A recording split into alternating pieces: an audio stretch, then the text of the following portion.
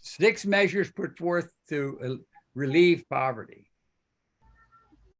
economy and government and lower taxes, increased education and better habits, cooperation between labor and capital, labor unions, government direction and interference, land redistribution. That's the 6 measures that Henry George analyzes and were put forth in his day and are still being put forth to alleviate poverty. Well, I'm going to add a couple more. Government intervention, which might be the same as interference, but we know what intervention is, like the minimum wage and Social Security is an intervention, and redistribution of wealth, like welfare payments.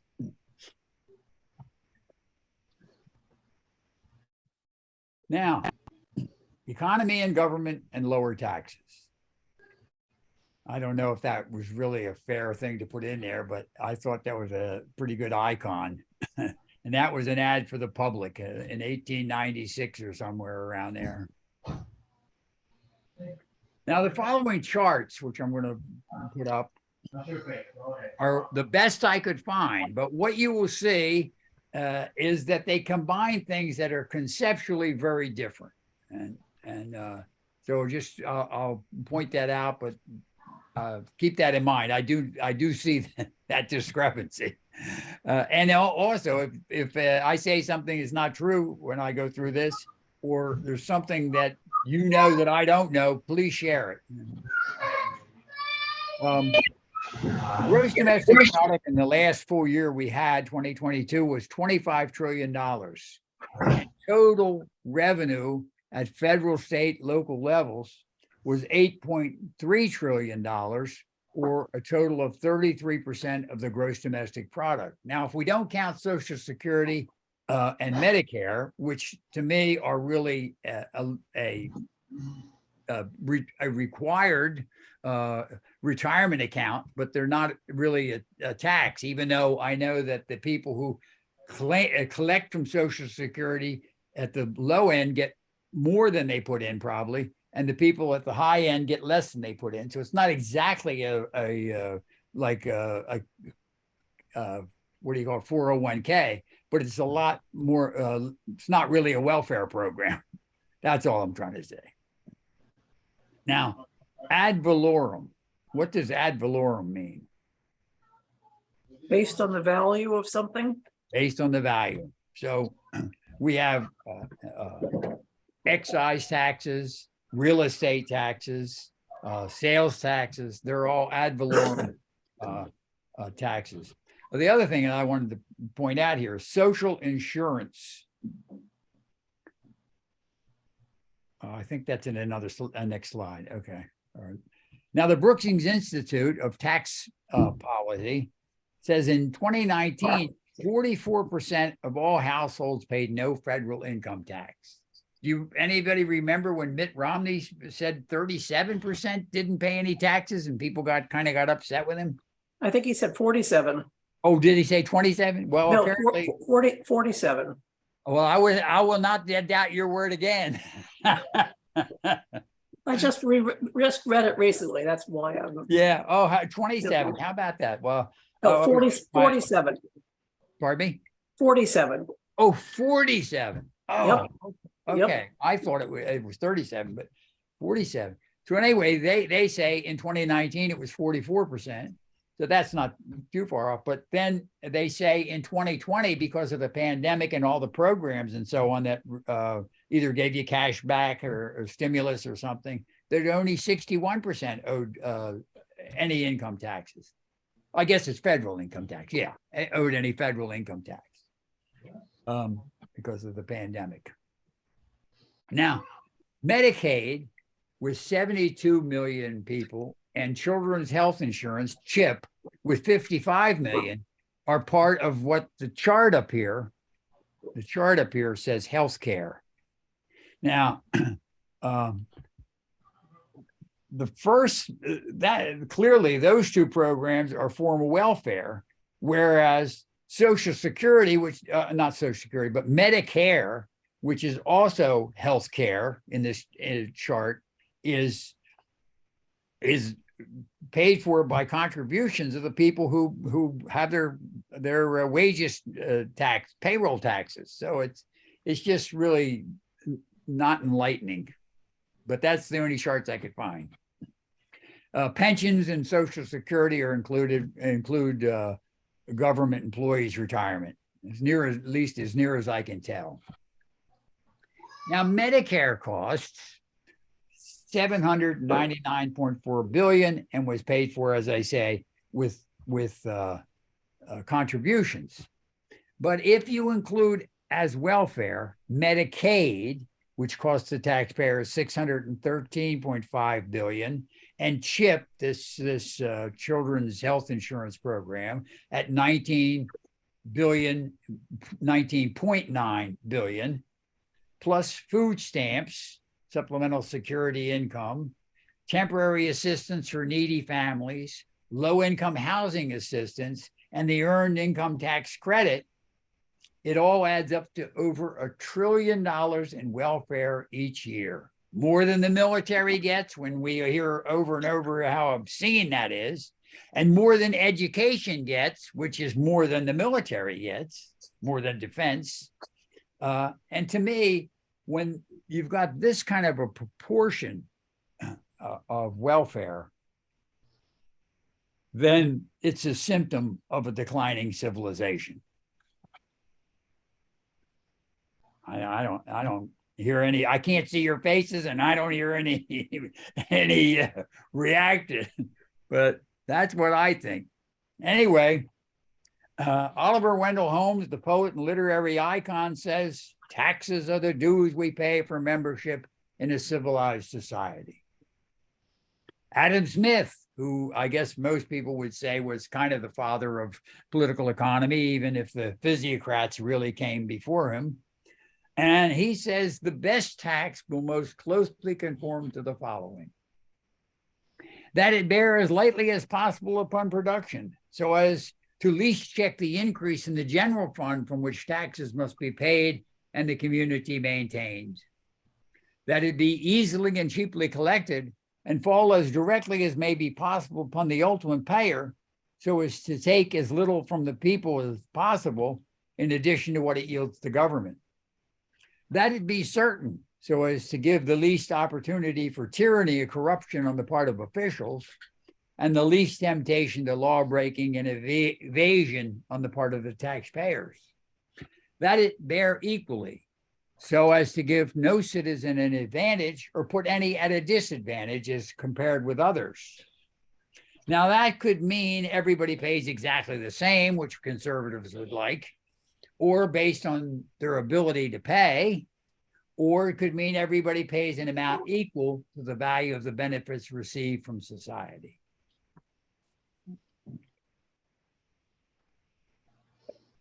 Now, as I point out these next taxes, here's a list of the major taxes that Americans pay. You'll be able to reflect back on those canons of taxation as to whether they're a good idea or not.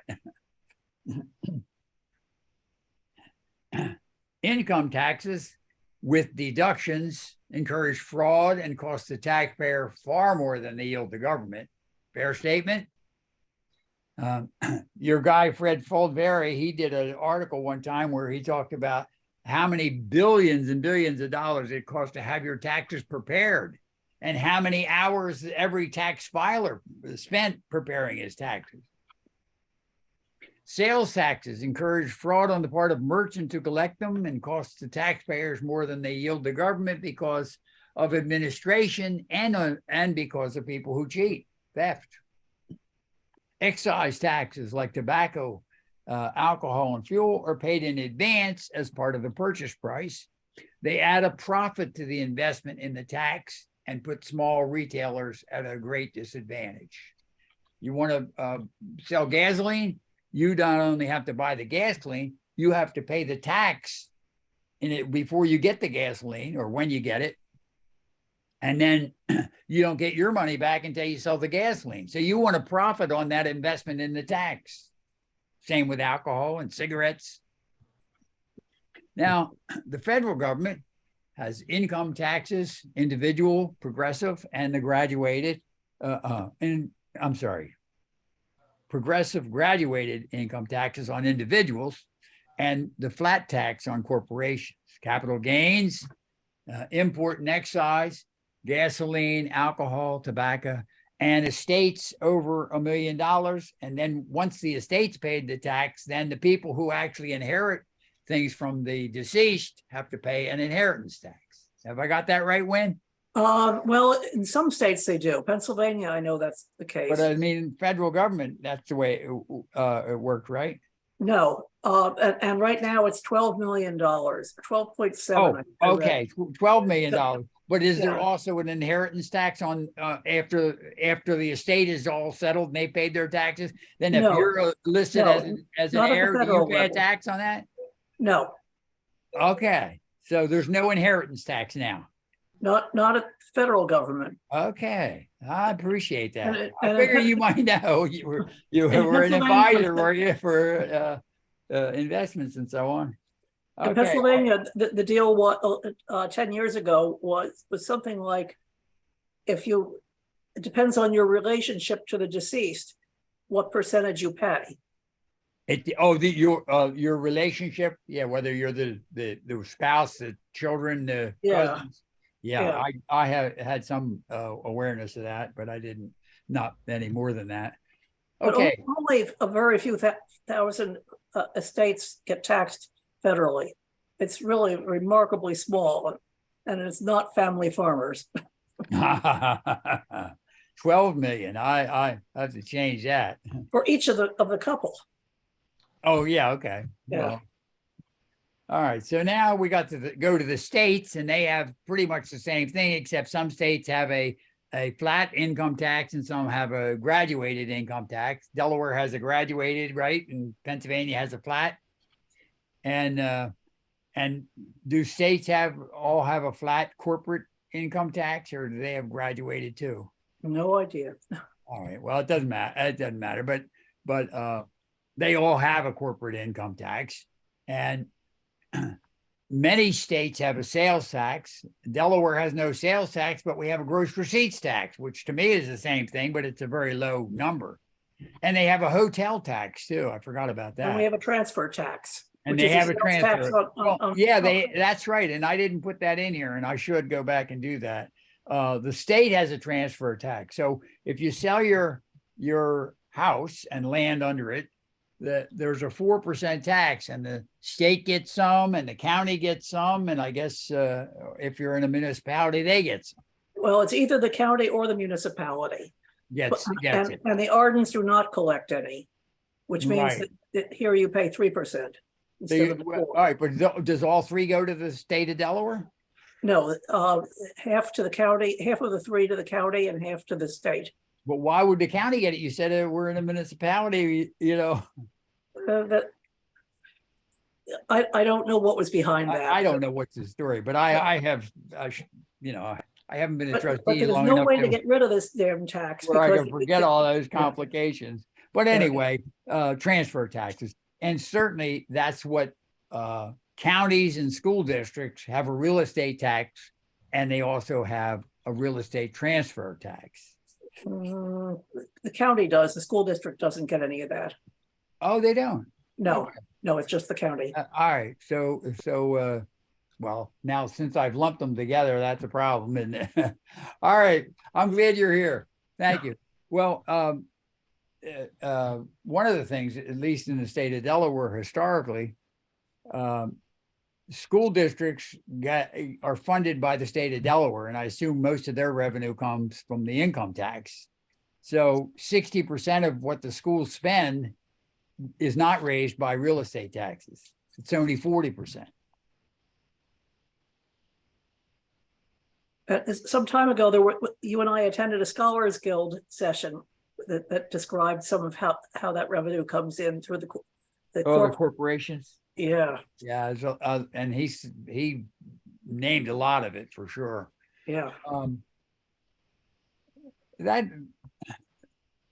I don't know if all states are the same as Delaware or even close in terms of the states picking up a larger percentage of the cost of education than the real estate tax levied by the school districts. But certainly Delaware, and I've heard that Pennsylvania, the state pays a lot of it. All right, so and of course the transfer tax is one of those things where I'll probably come back to that. Let me just go on. There's direct and indirect taxes. Direct, of course, collected by the government agency, and indirect collected by a third party, a merchant or a service provider. And then what I guess was the original form of indirect taxation, where the tax, like gasoline, alcohol, tobacco, imports, is paid in advance and to the manufacturer and so on, and they pay the government before they ever sell the product. So if you want to sell cigarettes, you have to pay the taxes before you ever get the cigarettes. Now there's the corporate income tax. I'd say that's direct, and the capital gains tax is probably pretty direct. And maybe the estate and the inheritance taxes where they're levied are pretty direct. You pay them right to the government. And real estate tax on land and buildings is paid directly to the government. But how about the wage tax, sales tax? They're all collected by an intermediary. The wage tax, of course, is collected by your employer. So you don't say to a guy, "Oh, you want to hire? I want to work for you. Good. You come to work tomorrow morning. Oh, don't take any taxes out. I don't pay taxes. I'm a tax resistor." They say, "Oh, well, you can't work for me," right? Progressive, regressive. Tax the rich disproportionately more than the poor, and don't tax the rich disproportionately more than the poor. Or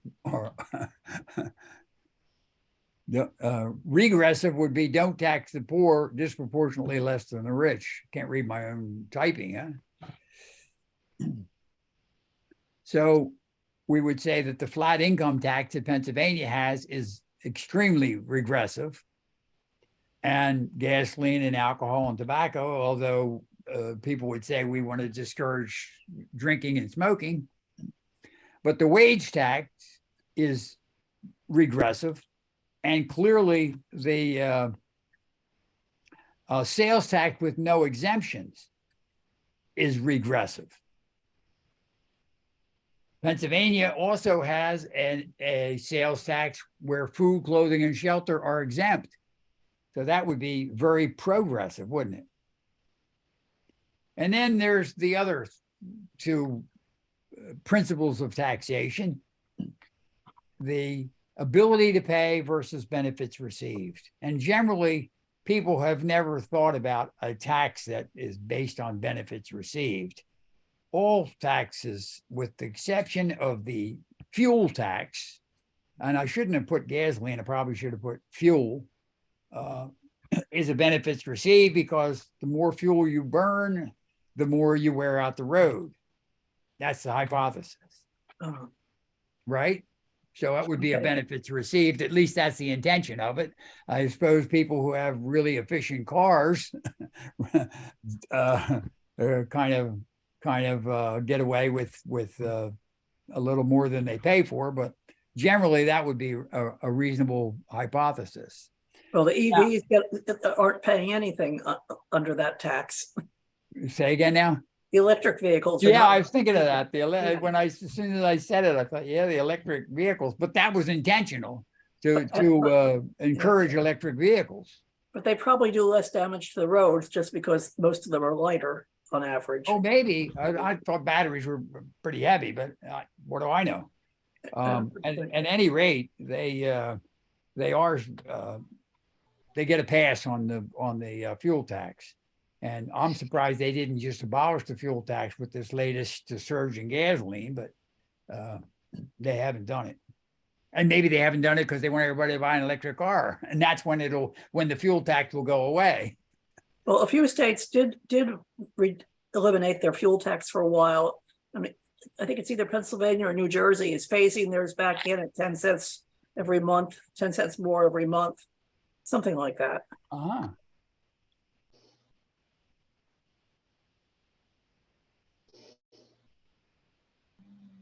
So now I think about the transfer tax. What was the last canon of taxation? To that it bear equally, so as to give no citizen an advantage or put any at a disadvantage in relation to anyone else. The real estate transfer tax. I can't believe it isn't unconstitutional. I stay put and I live in this house for 50 some years and my neighbor keeps moving. I've had 3 or 4 neighbors on either side of me and they keep paying the transfer tax every time they sell. And they have to go buy another house somewhere else. And so they're collecting that tax in a very disproportionate way. I think that when they put that in, and I don't know what year that was, they didn't imagine that anything could ever go down. And that I think they thought they were just pulling back for the commons some of the increase that good management or whatever had created. Right. Well, I'm for the most part, I think they are collecting an unearned income, but the fact that they are not collecting it from people who don't move, right, makes it disproportionate. And look at it. Look at a corporation, and remember, there's a lot of rinky-dink corporations with a half a dozen people own them, and corporations never die, so they never transfer their real estate and they never pay the tax. Yep.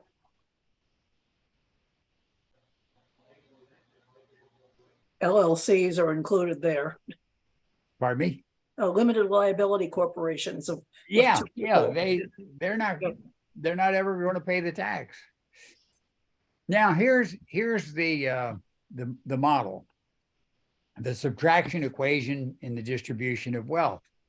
And I had the free land margin there when halfway through the course, and we had wages up to 16 because you could go with your labor and capital and produce 16 where the land is free. And on the superior land, if anybody wanted to hire you with your labor and capital, they had to pay you at least $16 a day. And 36 minus 16 was 20 and so on. Now, if we were to levy a national sales tax of 25%, which is not far from what a lot of these conservatives really would like to do, they call it a consumption tax, and they would collect it at the federal level and then share it with the states and counties and so on. And so if they were to tax 25% of everything that was produced, look at what it does. It knocks wages from 16 down to 12. And so therefore it knocks the rent. 27 minus 12 is 15 and so on. Now, if we were to collect an income tax instead of a sales tax, it would be the same thing, wouldn't it? We wait until it's divided between wages and interest on one side and the rent on the other, and then we confiscate 25% of it. We still have the same thing, wages down to 12 and the rent on the best land at 15, 12, 9, 6, and so on. But there is a reality and we want to get back to it. And so there's no free land for all intents and purposes.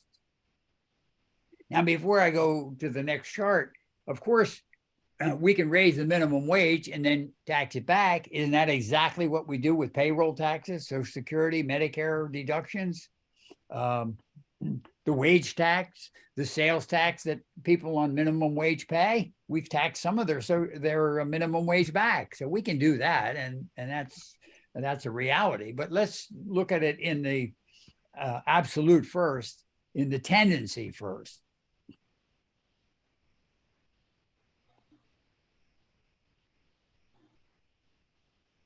And I want to point out that in the southern states, like Mississippi, Louisiana, Alabama, down that way, they tax in the sales tax. They don't do like Pennsylvania and say food, clothing, and shelter are tax exempt. They tax everything. You go in the grocery store, you pay a sales tax.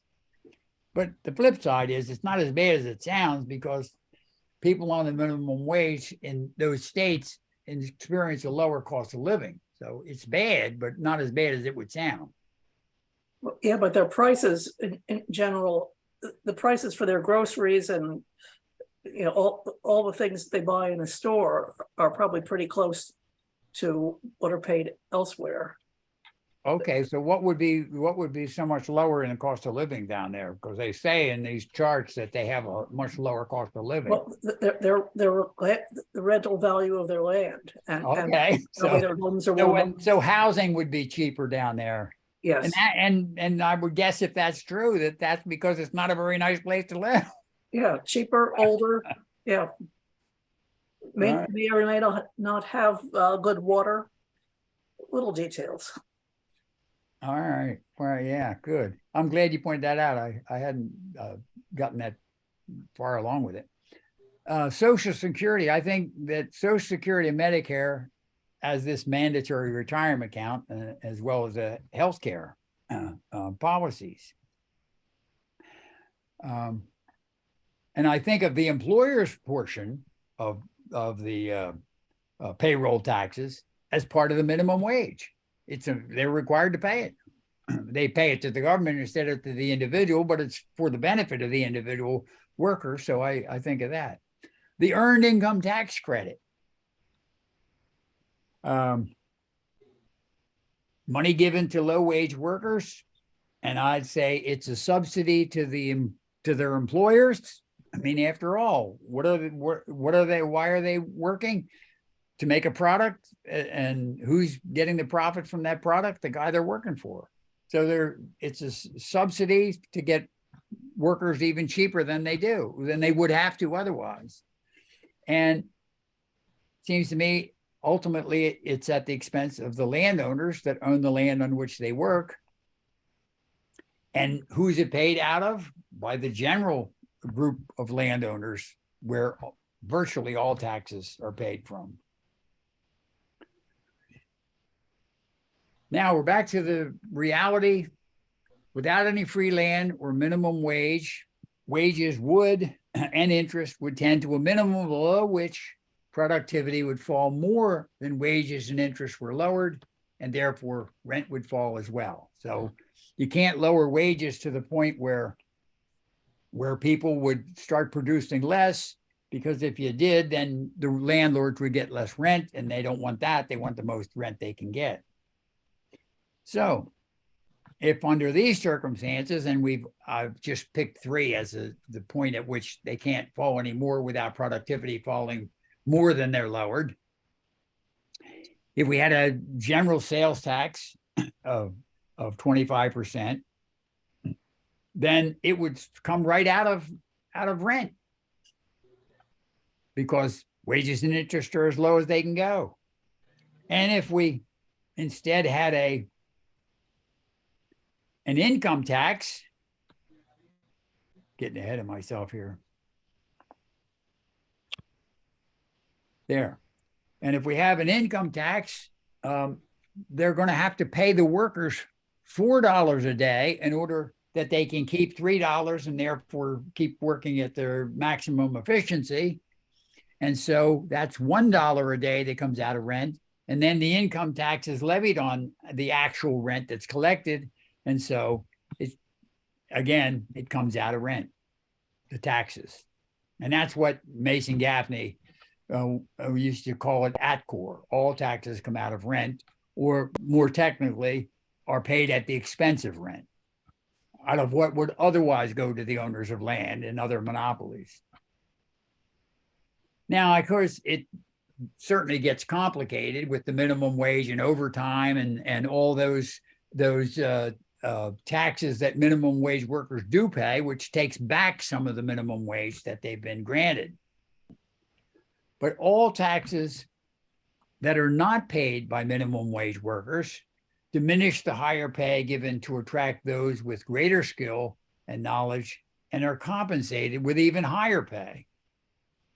All taxes that are not paid by minimum wage workers diminish the higher pay given to attract those with greater skill and knowledge and are compensated with even higher pay. So the graduated income tax paid by high salary workers making hundreds of thousands of dollars a year still comes out of rent, what would otherwise go to landowners as rent. Taxes on buildings diminish the rental value of land. And we often think about how modular homes have increased the value of land because now the house, it costs less to provide the house, and people are still willing to pay the same amount for lodging and so on. And so the taxes on buildings increase the expenses of maintaining a house and diminish the value of land. Sales taxes add to the cost of production, getting the product to the consumer. And so the higher the cost of production, the higher the price, and the more it reduces sales. The less of the product is sold, the less rent is collected. Now, this might be beating this thing to death, but I put this chart up here anyway. Here's the gross domestic product. And let's say that the gross domestic product is $10 trillion a year. Total wages are $2 trillion. Total interest is $1 trillion. Paid for capital, buildings, tools, machines, inventory. That's the return for them. And all the monopoly income from the drug companies' patents and the car companies' patents and the banking banking monopolies and copyrights and franchises and licenses, another $2 trillion. And all governments at every level of taxes, $3 trillion. And we end up with $2 trillion left unearned income from land. So now, without any free land, you could adjust the minimum wage for. Let me go through the thing. So wages can't go any lower, and interest can't go any lower, and we decide we're going to reduce taxes by $1 trillion. So now, $2 trillion go to the government in taxes, and $3 trillion goes to the landowners in unearned income. So if we lower taxes in general, it would increase rents. Most taxes are paid out of what would otherwise go to the owners of land. So with the exception of taxes on the value of land, the ultimate effect of most other taxes is to reduce the cost of holding land. I think that's the message for this presentation, really, that we do have a minimum wage and we raise it and we tax some of it back, but most taxes are paid at the expense of rent. And the difference between these other taxes and the tax on the value of land is that if you have a piece of land and you don't use it, there's no tax. A vacant lot, an empty building that's worthless, no tax. Okay. And so, of course, it causes unemployment and homelessness. Now, there's a couple of exceptions. In the case of tariffs, they divert labor and capital to less productive applications and reduce the total production of the country. So they put a tariff on the competitive products coming in and make it more profitable to produce them, even though you're less efficient than the foreigners. And they raise your profits, but they divert capital from producing things that you would produce more efficiently to producing the things that are most profitable. And it raises your profits, but it lowers the gross domestic product of the country. The second one is in the slums where land values are already zero or near zero. And I don't say every city has land that's near and at zero in value, but anything that increases the cost of production a tax on buildings in the worst areas, a tax on things that are sold in the ghetto, services. It raises the cost of living there, and it makes the land even less desirable or less valuable. So I would suggest it creates a negative land value, and nothing can then be produced on that land because it creates a penalty. Now, there's one other exception to this, and that's high-rise buildings. The tax on buildings reduces the height at which buildings are most profitable, and it reduces the number of jobs and housing. And I'm going to do a little section of that at the end of the course, but those are the three exceptions that I would suggest. Now, the next item on the list is increased education, and it makes workers more productive. Any individual who increases her level of knowledge or skill will be disproportionately more productive than her competitors and get higher pay. But without any free land, suppose we doubled the average level of productivity. We're not just talking about an individual, we're talking about the general level of productivity, the general level of education.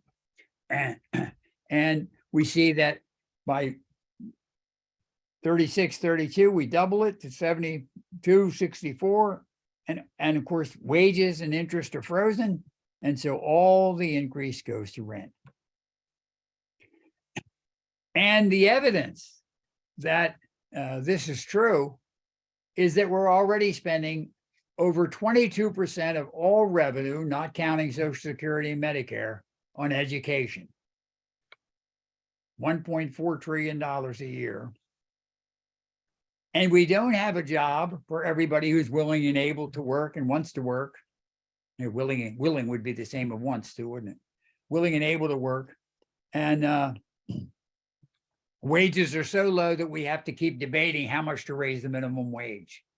They're clearly spending more on education than we spend on national defense hasn't produced the desired and expected results. Labor unions. Success depends on getting more of what they produce. But if others are willing to work for less of what they produce, do they have a moral right to prevent others from working? And the absence of production, which is how labor unions attempt to get more of what they produce, results in less of what they produce to get. Who can last longer without an income? The landlords, the capitalists, or the workers who are striking because they earn so little? And where have unions been most successful? Where there's a monopoly. And I'm thinking the government is a monopoly, right? So all they have to do if the people are okay with it is raise taxes to pay higher wages for government employees. But otherwise, it's where there's a monopoly, and they can share that monopoly profit with the workers who are a union. And mining, where there's a great profit from the fact that the land is mineral land and it's very valuable, or where there are tariffs on steel and autos so that this artificial obstacle to competition keeps their profits higher, and they can afford to share some of that with the union workers. Now, number 4, cooperation by labor and capital. Risk would be shared and benefits pooled. And so, of course, the first thing you think of is the co-ops. And you ask, do they sell things much cheaper than profit-making businesses? And all I hear is, no, they don't. But some co-ops have products that you can't get anywhere else, like the food co-ops and stuff. But clearly, they don't. The benefits of the co-op is not what we would hope it is. And I guess the biggest reason, well, let me go on to the next one. Sharecropping eliminates risk in the payment of rent in advance. Yeah, I'm sure that's good for sharecroppers, because they don't have the money to pay the rent at the beginning of the year, and they can't take a risk if there's a blight or things don't go well. But do they get any more of what they produce? And of course they don't, because we're not addressing the rent of land, which is why sharecropping doesn't pay better. And now socialism. The textbook definition of socialism is that the government owns all the land and the capital, the means of production. It employs all the workers and directs the production and distribution of wealth. Now, I think real socialism would be exemplified by the former Soviet Union under Stalin, China under Mao, Cuba maybe under Fidel, and maybe the only real socialist country that's left would be North Korea. And I'm not even sure about that. The argument for socialism is that the competition among workers drives wages to a bare minimum. And that seems to be the reality, but it's really the inaccessibility to land that drives wages to a minimum. We had free enterprise in the early days of America, but we also had free land, and wages were not driven to a bare minimum because people were able to employ themselves. And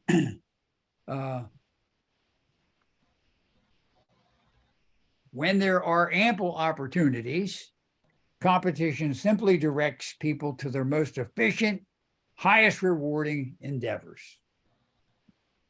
Then there are the so-called socialist countries like Sweden and the United Kingdom, which have a lot of intervention and redistribution, but the government does not own the land and capital, and it does not direct the economy.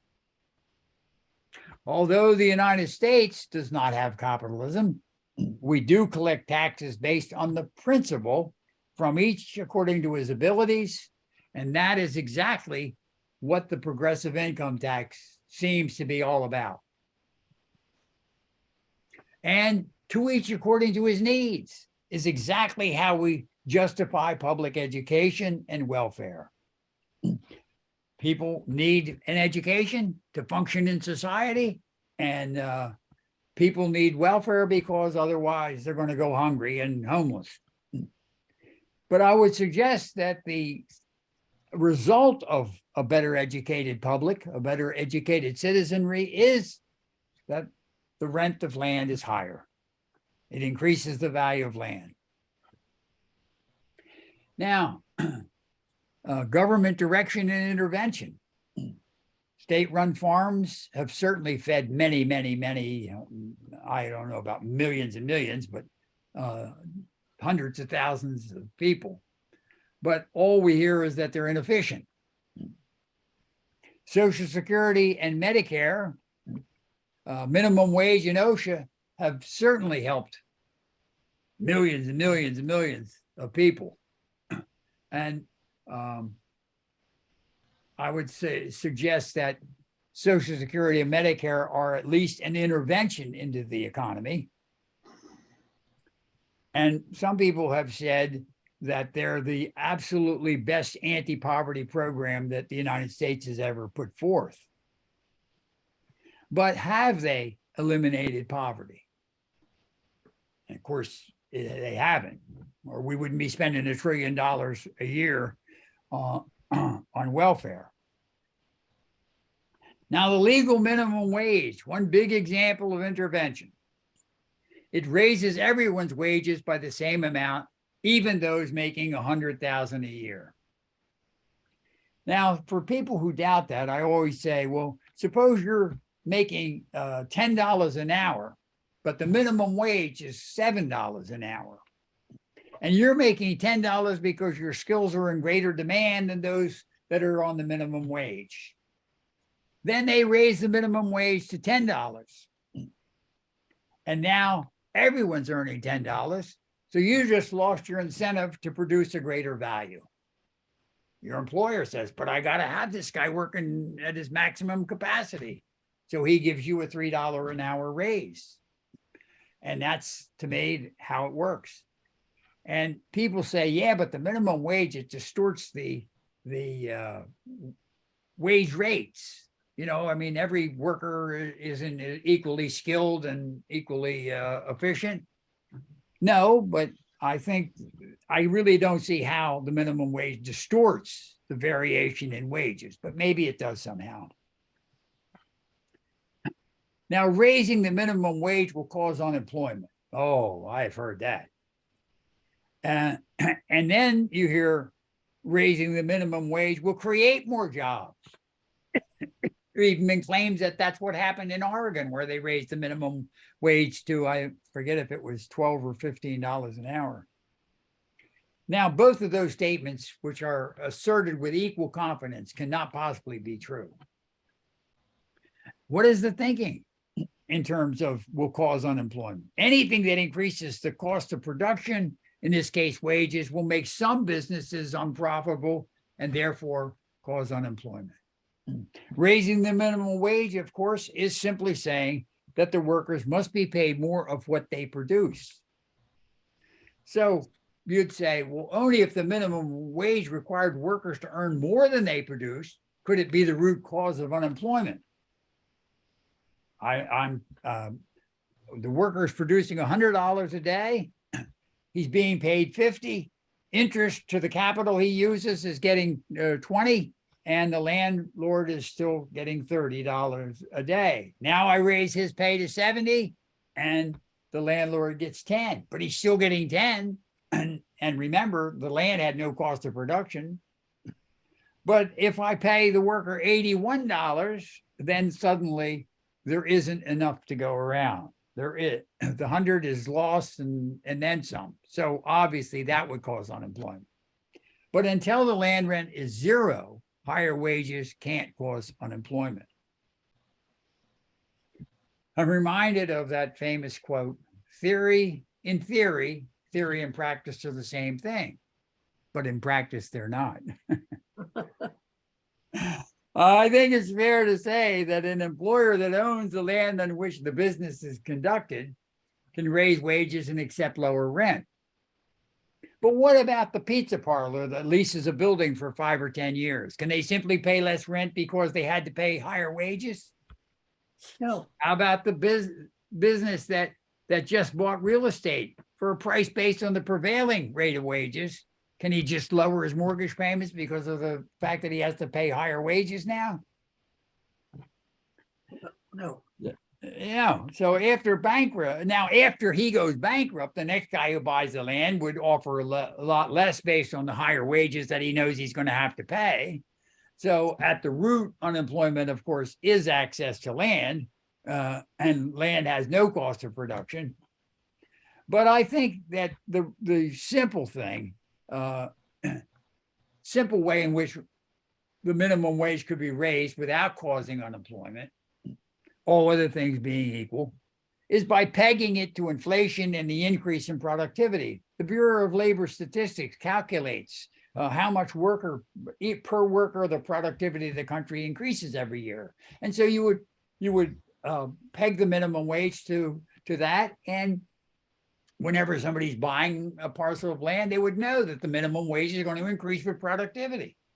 So when they start calculating the speculative price that they're going to offer, they would calculate that in. Now, yes, some people would go bankrupt, and some people do go bankrupt anyway. But I don't see that there would be more people going bankrupt because of it if it was one of those things that was pegged to the gross domestic product. In the same way that when somebody buys a piece of land, they in their mind they calculate how much they think taxes are going to go up in the years ahead, as well as land values. Now, the idea that raising the minimum wage will create more jobs. And what I've heard them say is that, well, employers and stockholders, they often save some of their income, but low-wage workers, they spend every penny they earn. Therefore, the additional spending will create demand for goods and services and create more jobs. And I very much doubt it. If raising the minimum wage created more jobs, then they could keep raising the minimum wage until we had absolutely full employment. And that's why I don't think there's a shred of evidence it would work. And landlords would raise the rent. Pardon me? Landlords would raise the rent. Yeah, Yeah. yeah. I just, it's a fanciful thing that somehow confuses money with wealth. And makes a distinction between people spending money on consumer items and people investing money. Now, land redistribution, that is something that only Georgists and people of the 19th century talked about, really. But in other countries throughout the 20th century, there have been lots of land redistributions. The problem was that everybody didn't get land, and the land they got wasn't the same value. And Henry George even talks about this. And every time the population increases, if you wanted to do it equitably, you would have to redistribute the land because there are more people. And any buildings that were ended up in somebody else's hands would have to either be moved or sold to them, and it could be a problem. Now, I think it's quite possible that if you had small parcels of land, like a few hectares, which they usually measure land in other countries by hectares, and let's say you had 100 farmers, each with somebody wants to come in, huh?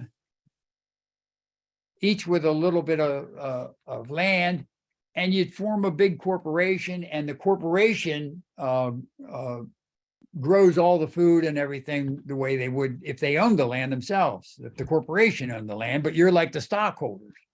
I think it could be done, but not easily.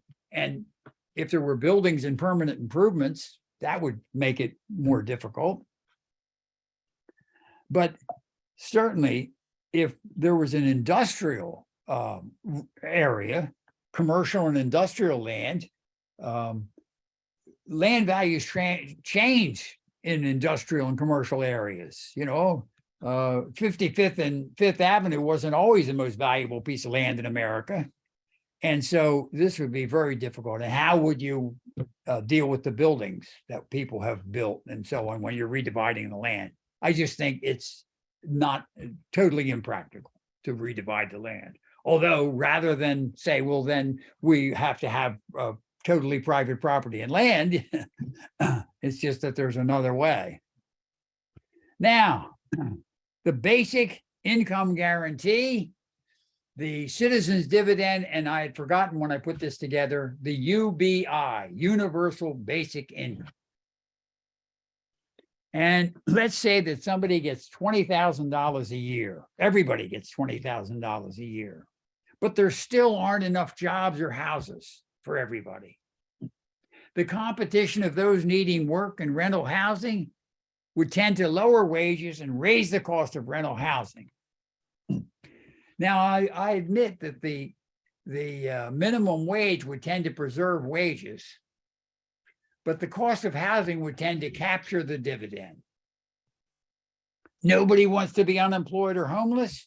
How much would you pay rather for some place to live rather than be homeless on the street? So a cash dividend without free land would just give the landless more money to bid up the price of housing. As long as you own the land on which you live and work, you would enjoy all that cash from the dividend. But otherwise, in the long run, you're right back where you started. And maybe, it seems to me, maybe if there was, in addition to the minimum wage, there was rent control, it would ameliorate our problems. But rent control, as we've seen in other instances, is probably the fastest way to encourage deferred maintenance. The landlord lets the building deteriorate until it is worth exactly what he is allowed to charge the tenants. And so I think rent control is probably the last thing. Public housing would be a much better alternative than rent control. Now, Henry George I forgot the village of Arden. Suppose the village of Arden issued a cash dividend to all residents each year, and it certainly could. What would happen to the demand for housing in Arden? It would increase until the original landholders captured the entire dividend.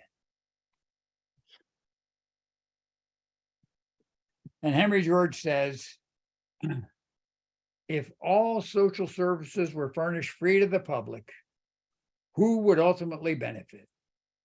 Supposing the very rich men of New York were to become suddenly imbued with the public spirit that shows itself in the Astor Library and the Cooper Institute, and that it should become among them a passion, leading them even to beggar themselves in the emulation to benefit their fellow citizens.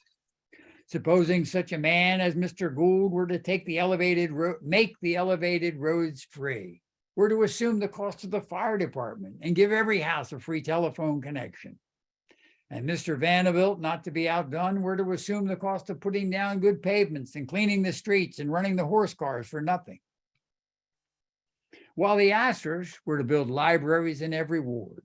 Supposing that the 50, 20, 10, and still smaller millionaires, seized by the same passion, were singly or together at their own expense to bring in plentiful supplies of water, to furnish heat, light, and power free of charge, to improve and maintain the schools, to open theaters and concerts to the public, to establish public gardens and baths and markets, to open stores where everything could be bought at retail for the lowest wholesale price. In short, we're to do everything that could be done to make New York a cheap and pleasant place to live. The result would be that New York being so much more desirable place to live in, more people would desire to live in it, and the landowners could charge so much more for the privilege. All the benefactions would increase rent. And so I say all these citizens' dividends, basic income guarantee, universal basic income would have the same result.